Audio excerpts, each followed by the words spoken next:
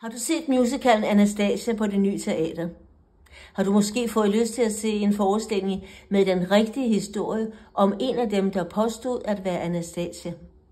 Den russiske revolution medførte, at hele zarfamilien blev henrettet. Men kort efter gik der rygter om, at den yngste datter Anastasia på mystisk vis havde overlevet. Og i mange år var der flere kvinder, der rejste rundt i verden og påstod, at de var den rigtige Anastasia, zarens datter. En af dem gjorde sig særligt bemærket, og det var Anna Anderson, som levede til 1984 og nåede hele verden rundt som Anastasia.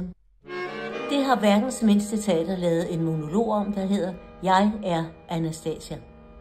Og vi spiller på Tibers Kaffebar, Babylongade 30A, og har premiere den 3. november og spiller 7 forestillinger, alle kl. 18.30.